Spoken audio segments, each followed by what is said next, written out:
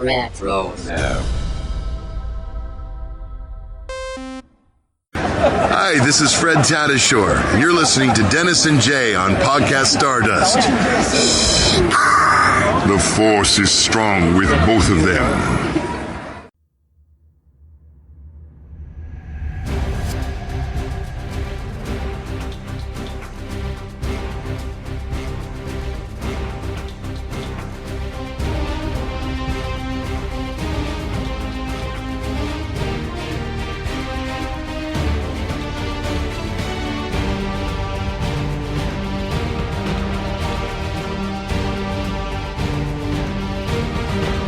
Welcome to Podcast Stardust. This is the fully armed and operational podcast dedicated to Star Wars news, reviews, and discussion. I'm Dennis Keithling. And I'm Jay Krebs. And we are discussing episode 6 of Skeleton Crew on today's episode. But before we get into that, Jay, where can we be found around the internet? All right. Well, we are very conveniently found on Facebook and Instagram at Podcast Stardust. Okay. The dish is aligned. The signal is boosted to maximum output. The shield is down. We are now broadcasting to the galaxy. So, again, we're talking about Skeleton Crew episode 6, which is called Zero Friends Again, and continuing the trend of pulling a piece of dialogue out of the episode to name it. So, let's do what we normally do on our Skeleton Crew reviews, and we'll start with a little bit of non-spoiler discussion before we get into all the details. So, Jay, what did you think about this one overall? Okay, so this one for me is really, I can't decide if it's my favorite episode so far, but it's definitely right up there. It definitely had me on the edge of my seat. There were some things about it that were, to me anyways, unpredictable. And I didn't know, exactly which way something was going to go. I kind of had a feeling. But I have to say, this definitely has Bryce Dallas Howard's fingerprints all over it. And I love that. I love the fact that we are so acquainted with her style of directing now that we can actually pick it out of the crowd. And she never disappoints. And this one definitely, like I said, it's just right there at the top for me. And I'm just loving it. I'm loving the ride, literally and figuratively. But what about you? No, I was really pleased with this episode as well. Like you, as this was going on, I was like, this has got to be the Bryce Dallas Howard episode. Yes. It just seemed obvious while I was watching it. And then, of course, that's the first thing they put up when they roll the credits. And I was like, yep, definitely one of her projects. It very much feels like other things we've seen, whether it's been The Mandalorian and episodes or whatever. She's done those well. I was really pleased with this. I'm repeating myself, I know, but just the way the relationships of the kids blossomed and developed in this episode, it was very endearing. It's done a lot to set up our final 2 episodes. I don't know what else much to say without getting into some more of the spoiler facets of the whole thing.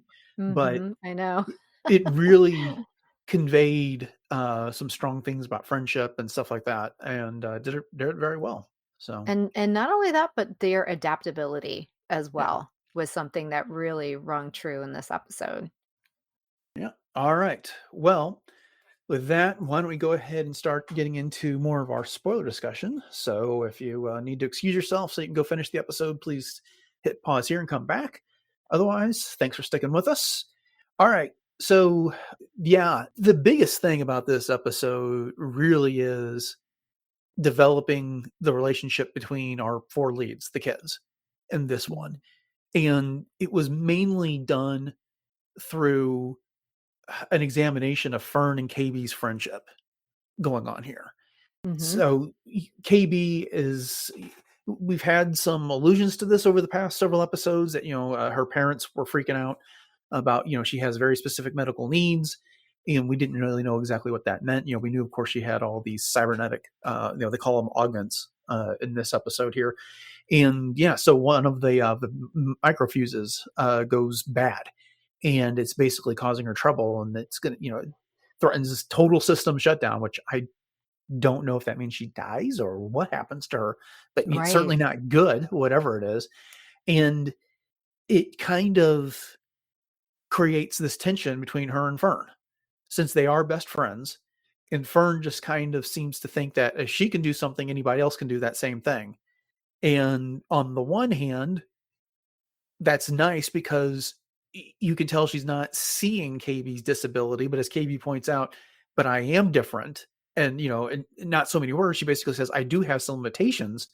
And while she likes to be included, those things need to be taken into consideration. Sure. So it was a very well done conversation, I think, on that topic. It really was. And I mean, it definitely exemplifies the age at which these characters are Mhm. because they are, in that preteen area where sometimes their ability to problem solve or to empathize with someone else's experiences just aren't quite there yet. And I think, as you pointed out for Fern, KB had accused Fern of just not listening and that, you know, like you said, just because she doesn't think of any options doesn't mean that there aren't any. But I think for KB, she almost didn't want Fern to think of her as any different, even though she is, because, for some of that, it goes back to that need of just being accepted. Mhm. And she and Fern were just two peas in a pod. You know what I mean? Yeah. But I think for Fern, as I was saying before, back to that first episode, she's kind of got this thing to almost like to prove, shaking off the image of even her mom and the expectations of what her mom wanted for her. And she was trying to blaze her own path, but to the fault of not being able to see, almost like a horse with blinders on, like you can't Mhm. see the path in front of your face as well, unless you take the blinders off. And I think that this was a big part of that journey, this episode. I mean, even down to Fern helping out Neil, which we'll get to in just a little bit, and just being problem solved and resourceful in that way as well, because she was definitely not being empathetic with Neil at first either. And I don't know if I would even characterize what she did was as empathy so much as problem solving, but there it is. Well, yeah. it- so when they split up, Fern and Neil decide they're going to climb up the side of the mountain to get their ship, and Wim and KB decide they're going to follow the trash crabs. It's really fun to discuss here in a Love bit. that. Yeah, so that they can try and get back to the ship. Because they're the locals and they seem to be intelligent, and there ends up being another issue with them. But it gets KB and Fern away from each other, and it gets them with someone who's neutral in this whole relationship. And so, you know, Neil is basically just telling Fern what KB doesn't, which is, they're trying to go climb up the side of this mountain, on the equipment, and Fern's having no problem with this, but Neil's just like, wait, stop, slow down. And, Fern's like, we can't keep slowing down. It's not hard to kill my. He's like, well, it's not for you because you got those long spider legs. I don't. Right. And, he points out that not everyone is like her. And she has that epiphany while they're Right. climbing up the side of the hill. And then when Wim and KB are fixing her little microfuse, they're making a new one, which was a really cool scene. I really like that. Yes. Uh, KB is talking about how Fern doesn't have patience, and so KB has to like not let her, let's just call it a disability because in a way it is, slow her down because, Fern doesn't have the patience for that. And if she loses Fern, then she's back to having zero friends again. So that's why she puts up with all this stuff. And Wim's like, well, why don't you just, tell her that you can't do this? That was the question he asked her before she said all of that. And then Wim's like, well, that's dumb, but, if she would be that way, you could just be friends with me and Neil. And, she just looked at that Yeah. and she's like, oh, maybe I do have to speak up on that. Hmm. And so they both kind of learn a lesson there. But again, it took a neutral third party to make either one of them see the problem that neither one of them could vocalize to each other. Right, right. And again, kind of using that same analogy of the blinders on. I mean, KB kind of had her own blinders on as well, Hmm. just not being able to see that there are other people that she could be friends with. And, she was kind of counting on Fern to be accepting of her, but not realizing that other people could be as well. Hmm. And, did you get the feeling from Neil that I mean, he really didn't want to go with Fern at all. He would have sided, with Wim and KB and the trash crabs, but then he was like, "Oh, okay, yeah, 2 and 2. That seems fair. That seems right." That Kind of was thing. part of it, but he was afraid of the trash crabs. True. Because yeah, I mean, I've watched this episode 3 times in the past 24 hours. Oh, okay. Yep. And, The when nuances. Uh-huh. right, so when Fern and KB are having their initial disagreement, Fern tells Wim and Neil to stand back, and that's when the crabs show up, and he's the one that calls out for help, and he's like dancing around practically on his tiptoes because he doesn't like the trash crabs, and so yes, he does make that statement about it's like okay, well, splitting up into 2 and 2 is better, and so yeah, I kind of think he thought it was that's just Neil. He's all about fairness. We got to see that a couple episodes ago on at Akron, right? When he Mhm. was like, "Well, I don't think it's fair that you all have to fight," and war is stupid, and those type of things that he was saying here. Right. But he didn't want any of this, his old friend Wim or his new friends to be left alone with that. And so the crabs gave him all the reason he needed to go with Fern in that case. Right, right. And backing up to, the very, very beginning of the episode as well with the kids after they had fallen through the trap door and were Mhm. sliding down through some of those tunnels, and some of them were falling through other little trap doors and whatnot. Did you at any time think that maybe they would have actually been split up? Because they ended up coming out of all the different, pipes, so to speak, at the same venue, but there was a part of me that felt like, "Oh gosh, this one fell through this hole and ended up in a different part of this whole, system." Or, maybe the kids were thinking, "What if I land in acid?" I was trying to think of that too, but at any time, did you think that they may have been split up? Well, my concern for them last at the end of the last episode when Wim reached over there and hit the button so that they would fall through that trap door is like, do you have any idea where you're going?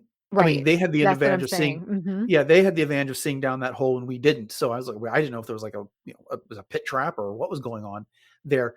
As far as getting split up, I guess I hadn't thought about that because I thought they were all in the same tube when they were sliding down that. And it's not until we saw them finally come out that I realized that I don't know, somewhere along the way, they got separated a little bit, but, um, Yeah, it I happened mean, really fast 'cause, yeah, some of the tubes were like Swiss cheese, you know what I mean? Like, where there mhm, was, like, another trapdoor within the tube.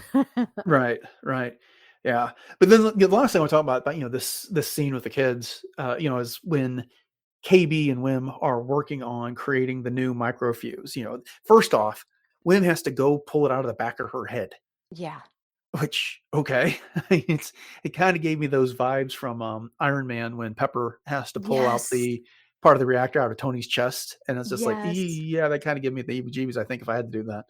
Um, Exactly what was going yeah. through my head too, and I was very, very thankful that there wasn't that type of, contact goo, Yeah, because that yeah. was the worst, but that is exactly what I was thinking, that's funny. Yeah, but it was really clever. They melted all those wires down so they could create the liquid. I'm not sure what type of wires they didn't weren't copper. They didn't look like copper, but what the material is that the wires are made out of. But then, Mhm, she took the old fuse and put it in that thick sand that was maintained, so she could make the mold. So I don't know. I mhm. just that scene really impressed me. I really liked it. Yeah, And then I love what she had to say to him at the end. It's like, you probably thought it'd be more exciting to save somebody's life. Well, anyway, thanks, Jedi. that was so yeah, that was that so was sweet. yeah, that was such I a love that. special way of saying because he said out loud in school he wanted to be somewhere where he could help people that needed help, and that's what he got to do, even though it Yep. wasn't with a lightsaber or anything. Right. So May not have been as glamorous as he thought. No, the first thing I thought of when I saw Wim melting that and then just the way that it melted was mhm. soldering filament Ah, reminded me because I used to do a lot of soldering as a kid. My dad taught me how to do it. cool, very cool. Mhm. And that makes sense because that's for circuitry. Yeah, yeah. So, So while all this is going on, Jod is on trial with the mhm. pirates, and it pretty much starts off with Captain Brutus saying he's guilty and basically sentencing him to death by airlock and their version of walking the plank. is really what it comes down to. Right. Also reminded me of the second Guardians of the Galaxy movie when all of Yondu's crew turned on him and they were flushing out the other Oh, members of the yeah. Ravagers out the airlock. Good But call. yeah, but he gets an opportunity to respond to this, the right of last appeal, and one of the other pirates, invokes the code. It just keeps reminding me of Pirates of the Caribbean with Jack Sparrow. Mhm. Every time they Mhm. do, stick to the code type of a thing. And so he makes his case. This was a fantastic scene. He thought about this while he was, he had to be thinking about this his entire way back to that pirate base. And then while they were yelling about what they're going to do to him, but just talking about being hungry and yeah, he failed them. And he looked to the not the Aqualish, the Quarren and member of the crew and said, you've been saving money to create whatever that type of farm is, but imagine having an entire ocean to do it. And then he turned to the other pirate and said, it's no secret you've wanted your own ship and crew, but imagine having your own fleet. He just kind of preyed upon all of their desires and their hopes, Mhm. which and got them to listen. And then he brought up the whole legend of Tak Renard and Atten. They sang that pirate song, and then he basically bought himself an opportunity. So I don't know. I really enjoyed that scene. I thought it was really quite good. No, I totally agree with you. And backing up for just a second, though, can we appreciate how hilarious that was when he was crawling up basically like out of the manhole with all of the jewels and the pearls and everything. And then Mhm. poor 33 when he comes up afterwards, adorned as well, and then they just shoot him. Mhm. Poor guy. Yeah. So yeah, so again, that scene I thought was a nice touch, and he got them all to he appealed to the pirate mythology, and you can see how like all the pirates are getting into it when he started singing. Like Vane leaned in, you could see him singing Oh, along, and yeah. all the other Mhm. pirates were going along with this, and so it was kind of just their version of a sea shanty. I don't know. I was they've done a good job with the pirates in this show by making them something you would expect to see in space, but Mhm. making them familiar enough to the classic Hollywood version of a pirate that we're all used to. Oh, for sure. I mean, even down to the hourglass, it Hmm. wasn't sand, it was that blue kind of, plasma. And that I think that's what Jod called it too, was there was still plasma. Yep. Yeah. Because So, Brutus interrupted him, mhm. saying, he was like, Sir, there's still plasma." So he still had his Right. opportunity. He still had his right to talk. Okay. So the kids are split up doing their two things. And one, Wim and KB are following the little trash crabs only to get to the king of all trash crabs, which is not so interested in helping them, but mainly eating them. And I loved Wim's response to this. It's like, why do I always get, how come I'm always wrong about who's the good guy? Is what he yells Right? in there. Aw. He's so trusting. He's so into this adventure. But yeah, he's got to be a little bit of a letdown here. His judgy character is not so great. Absolutely. And you're calling it king crab, and I was like, "Yes, mama crab." To all Yeah. her babies are coming back, bringing her the food, almost like the queen bee.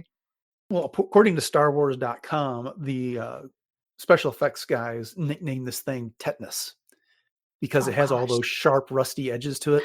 So, Yeah. Oh my gosh, I love that. That is so yeah. perfect. And creepy. Can we just Hmm. appreciate how creepy this is? I mean, like you said before, even with the portrayal of the pirates, Hmm. this was just Earth-like enough to be familiar, but yet it was just, yeah, it was so well done.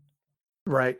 And this is also one of the areas where you can kind of see Bryce Dallas Howard's uh, hand on things here because that first episode of Mandalorian that she directed, she called upon her experience with Jurassic World, when the Right. with the ATST. And what do we have here? It's not a dinosaur, but it's a giant monster Mhm. coming after them there. And then later, when they're rescuing the ship, I kind of got that same vibe. So Yes. you got a Good big call. monster in your episode. Bryce Dallas Howard is the one you need to direct it. So There you go. yeah. And then the flip of that is Neil and Fern are attempting to, they start to climb to the ship, but then they see those robotic tugs hauling it off to the trash heap. And so they jump on one of the tugs and then kind of take it over, manage to crash it. They're able to save KB and Wim in the process. And then they have to go rescue the ship. And they get aboard just as that. I don't even know what that, how would you describe it? I mean, it's like a robotic crawling trash compactor. Right. Uh, Yeah. yeah. It's almost like a rototiller, Mhm. like a garden rototiller is what it reminded me of on a huge scale. Right. But then they've developed enough camaraderie now that they just trust each other to do all these things. KB's like, I can go get the engine started, and because she got the ship started, and then she's going to go back to the engine and get the power that they need. And then Neil's like, who's going to fly the ship? He's like, you did it before, Right. and and then Wim just runs back to the cans to try and blast the whole thing off, and then it kind of reminded me of a Star Trek. Everyone had their stations. KB's Sure. back there with the engines, like, I can give you one more surge of power, and it's like, give you all she's got, Captain. You can't give her much more. I mean, it's just Nice. it's doing her best Scotty impression almost. But Oh, that's awesome. yeah, and so they managed to blast their way out there.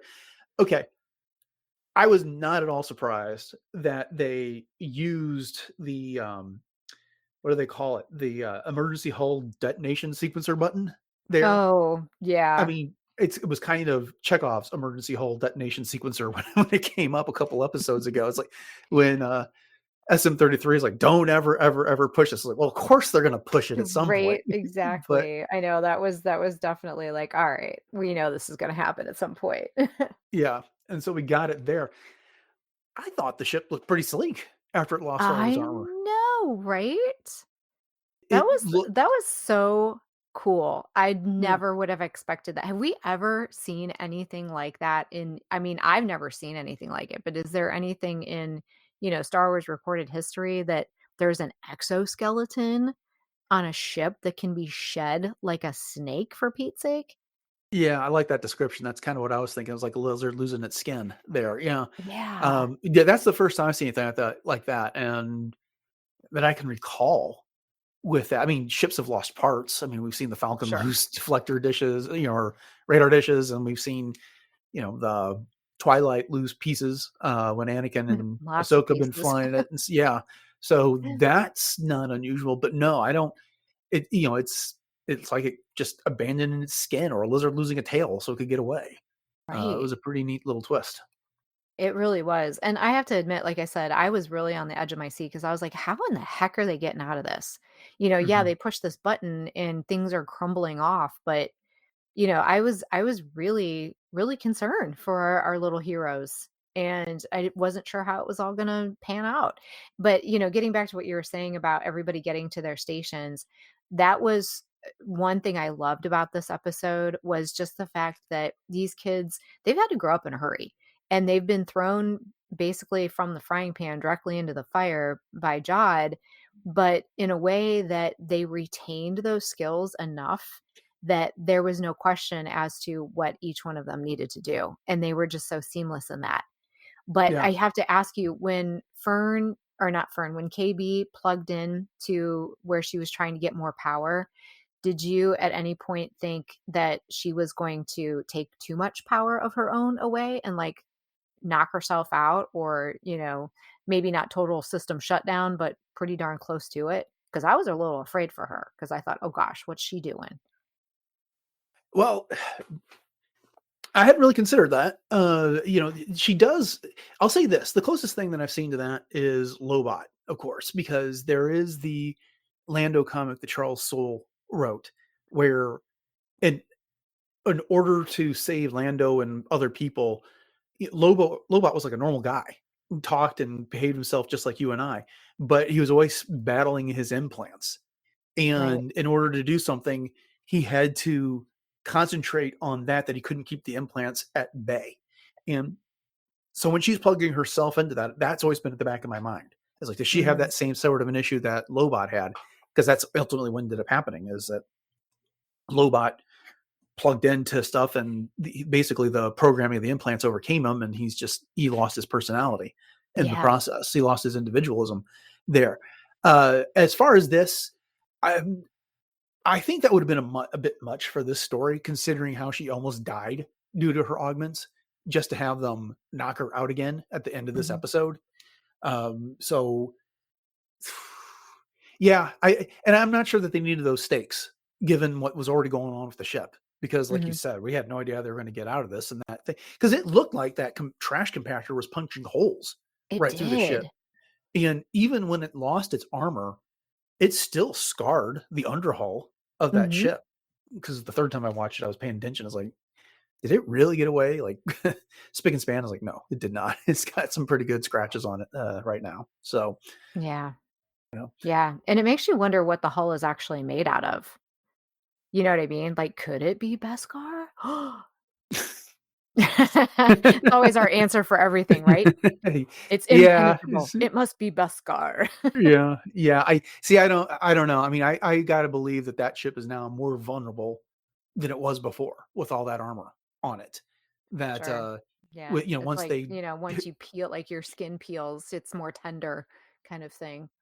yeah, because I mean, they Yeah. lost a whole ton of bulk. I mean, including the front two engines, which I'm assuming had to be there to help support all the bulk of that ship with the extra armor on it. But it seems a lot more sleek and nimble now without all of that. Yeah, yeah, it almost So looks like a variation on, like, Darth Maul's scimitar, in some ways. mhm, It's kind of that same general silhouette kind of thing, yeah, much classic looking compared to what it was before. which Um, makes you wonder exactly how old it is. yeah, that'll be a interesting question to find out the answer to because these kids. That was the other thing that happened. The X-wing showed up to chase off the pirates off of La Puna and away from the spa, Yeah, and and we talked about this when I corrected myself last week about how they saw the X-wings and they made mention that Kim told them that they were X-wings, and but Jod had told them that those were Kim's goons and that they were the bad guys. But so they got confused as why the X-wings were fighting the pirates. And then they put two and two. It was like, oh yeah, Jod just betrayed us. So mhm. maybe we shouldn't be believing what he had to say so much on that one. Exactly, and which goes back to Wim's, comment about, "I'm always wrong about who the good guys are." Exactly. Oh my So, gosh. But, back to just real quickly about the age of the ship and mhm. all of that. I mean, obviously, the whole thing with, Tack Renaud is that if this is a legend that shanties have been written about, obviously he crash landed a long time ago. So you wonder how old these stories actually are. Yeah, I mean, it's in the previous episodes they called it a myth out Mhm. there, but it doesn't take long for these legends to spread and grow. For that type of thing to happen. So, we could be talking 30 years ago, 40 years Mhm. ago. I mean, I also got to want, one of the things we've been wondering about is Jod here, because he's got these force powers. He seems to know some things about the Jedi. I mean, sure, he can learn all those things about the Jedi the same way Wim did through some sort of holo recordings or tales, or maybe when he was a kid, he idolized the Jedi because as he said to the kids not so long ago, it's like, I'm just like you, I'm alone. Right. And Right. so maybe, he was force sensitive, dreamed of the Jedi, had these abilities, and then the Jedi disappeared in the galaxy, and and that's why he was alone on all this. And so he, took up with the pirates eventually, and has crafted this life for himself. But again, where I was going with all that is that where did he learn the tale from? How did he learn the tale? And then and was this something that was when he was a kid was a current event, or and then it just got something happened to Renaud. Everyone knew who this pirate was. Now he's disappeared, and there's these rumors, and now they've turned into a current legend. Or is it really that old? That's been dozens of decades or centuries, whatever the case is, that he's disappeared. Right. As like I said, I can't remember a couple weeks ago. I said someone needs to ask SM33 what year he thinks it is. Right, exactly. And we Yeah. still don't have that answer, obviously. And you Mm, know what I think is also noteworthy is just the fact that obviously Jod has never used his force sensitivity in front of any of these other pirates that we know of. mhm. So, obviously he's hiding that from them for a specific reason. And I can imagine why, because if he were to give that little, tip of the hand, then that could be definitely used against him in a lot of ways. Speaking of that, so we haven't seen him use the Force in front of the pirates, and we've already talked about Chekhov's emergency hull detonation sequencer. Right. But what about Chekhov's lightsaber? Because the Mm, end of the last episode was him using the Force to summon the lightsaber to him that Wim tried to use and had it upside down, so it sprung out of his hands. And we didn't see him with it when he emerged from the little manhole cover on the landing platform, and he didn't fight the pirates off with it. So I don't know. I mean, that seemed a little bizarre to me that they would end that one episode with him summoning a lightsaber and then igniting it as the screen goes to black. But now he's not going to. I mean, there's still two more episodes. I realize that, but he's not going to use it. I that'll be yeah. a storytelling flaw if that he does not ignite that lightsaber at some point in the last two episodes. Oh, I agree. Yeah, that's a very substantial thing that you've pointed out there because who's got the lightsaber now? I mean, obviously the pirates must have taken all of his booty that he was able Hmm. to bring up from the depths and took that off of, SM-33 as well. Unless he's got it hidden in SM-33's chassis somewhere. You know what I mean? Like he could be Yeah, hiding that's a it in his possibility. peg leg. Who Sure. knows? Yeah. Yeah. It seemed weird because they were hinting at something ominous with that lightsaber, or teasing more of his potential Jedi heritage with Mhm. that, only to just completely drop it here. Mhm. So I don't know. I was a little, I don't know if say disappointed as much as I was just kind of confused by that decision here. So like Sure, I said, two sure. more episodes for it to come up. Right, and Uh, now that I'm thinking about it too, the whole thing with SM-33 and just the idea that I just had with his peg leg, I mean, it's, kind of profound to point out too that the kids very poignantly said when they saw that other droid similar to SM-33 with the whatever crawling out of its eye, "I mhm. hope he's The crab. okay." Yeah, it was like a little Yeah. baby crab. "I hope Yeah, they he's don't hold a grudge okay." against him apparently because No, they it's don't. they they seem to understand that SM-33 had no choice but to follow the code, keep the Sure. code. He is Um, a product of his circumstances. yeah, I don't know. I just feel like if when the pirates showed up, he told SM-33 to attack, and then he immediately got stunned again. Mhm. Mhm. And it's like, well, someone who's had some Jedi training with a saber could be pretty deadly in this situation. Why Yeah. didn't you go for that? So Yep. Like I say, yeah. he must not have wanted to tip his hand in that direction, Hmm. but, hopefully Wim still ends up with that lightsaber. I'm holding out hope for the guy. uh, And this time he ignites maybe, it the proper way. yeah, maybe best if someone holds that in safekeeping for him for at least a few more years. Sure. 10-year-olds may not be the best. Untrained 10-year-olds may not be the best ones to be have Right. lightsabers lying around. So a couple other Easter eggs in this. We already talked about the giant crab's name being Tetanus, and that they do a Star Wars spelling, TET''NISS for that one. But Okay. on that landing platform, there was, I don't know if you caught this, I didn't the first time, but there was this alien that has the big bubble like parts all over her body. Well, there was one of those in The Last Jedi. And it's kind of when what were those creatures, the racing creatures called? Oh, Oh, the Fathiers? yes, thank you. I was gonna Mhm. say Fantha, but that's Fantha tracks, and no, that's not what. The 5 years were running through. She's "Wah," started singing. So Oh, there was oh, one of yeah, those. okay. Yeah, and then did you notice the pirates' space station? It's the same design as the medical stations from the Clone Wars. Back in if you think back to the Malevolence trilogy, that third episode they're Mm. trying to evacuate that medical stations before the Malevolence shows up, and it's that same design. Also, somewhat similar to that space station that the Mandalorian went to when he helped pull that heist to rescue the Twi'lek from the prison ship. Oh, okay. Yeah, yeah, yeah, Yeah, yeah. yeah. So Oh those were the gosh, I big, hadn't put that together. yeah, those are the big Star Wars references that I caught in this episode. I don't know if you caught anything else. Nice. No, I can't say that I did. Okay, okay. But yeah, this wasn't a very long episode. It was less than 30 minutes when you get rid of the, previously on Skeleton Crew and then the never-ending credits because they have to do all the foreign language stuff these days. Right. It's But true. yeah, it moved right along, very tight and efficient storytelling in this It one. really was, and very exciting too. And, Mhm. and again, just the whole thing. I have to say with Neil and Fern, the way that she got Neil to climb was by putting the rope around him and then Yep. coordinating their steps to get up. And I have to say, I don't know if he would have jumped onto one of those things if it wasn't for the fact that he was tied to her, like Yeah, he definitely would have hesitated, but she's like, jump. And he's like, oh, he kind of didn't had to have a go where choice. she went. Yep. Yep. The other thing I was a little surprised not to see was anything with the parents in this episode. Oh, that's true. Yeah. 0. Because last time we saw them was the beginning of the previous episode when they were all conspiring to get a message out past the barrier.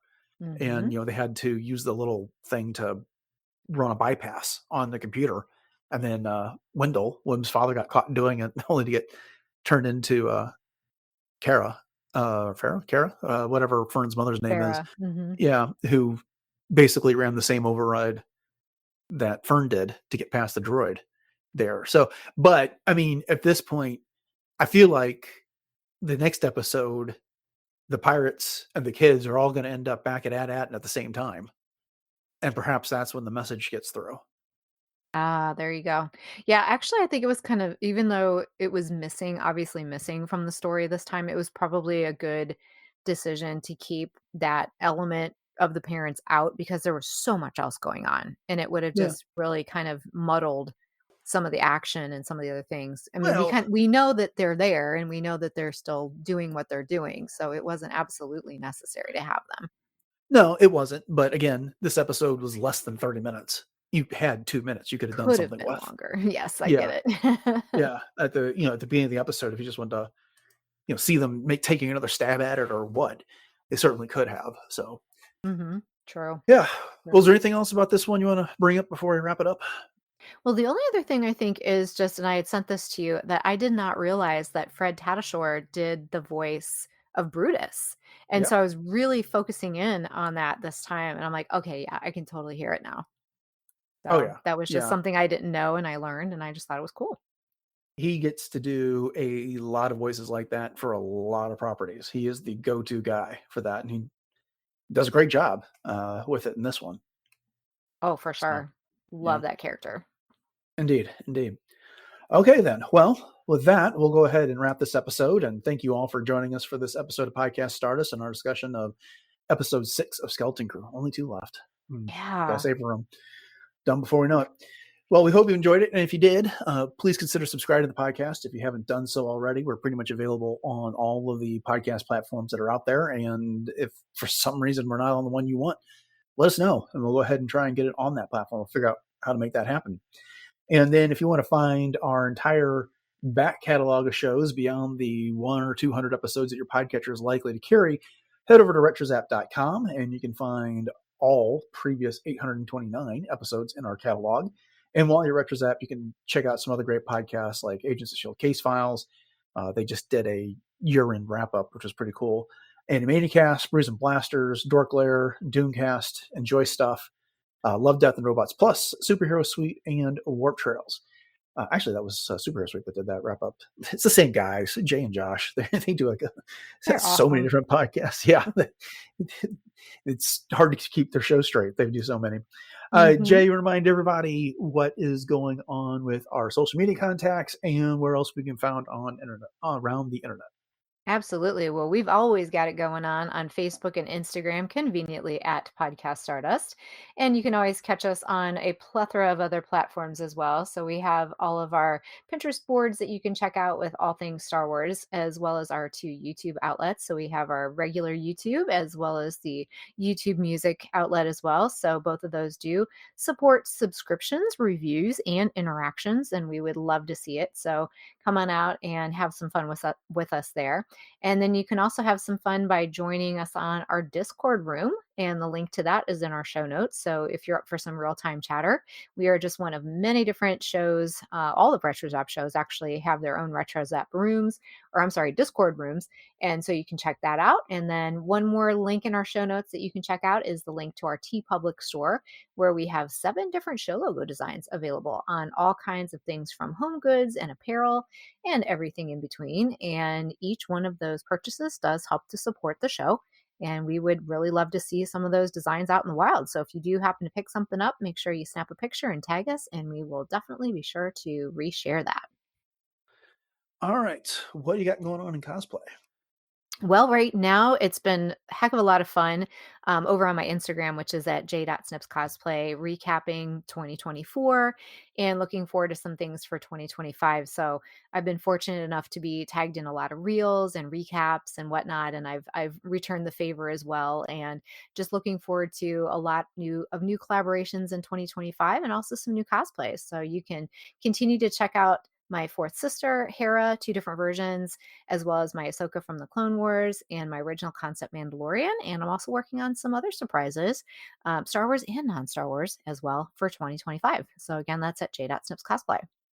All right. Upcoming on the show on Monday, we are going to have a light news episode, just kind of catch up on some of the things from the end of December and the beginning of this year. And then on Wednesday, we are getting into our 2025 Star Wars preview. We're going to be looking at what we know is coming so far this year. With that, just want to say thanks for listening to episode 831 one more time. Have a great weekend. And until next time, may the Force be with you.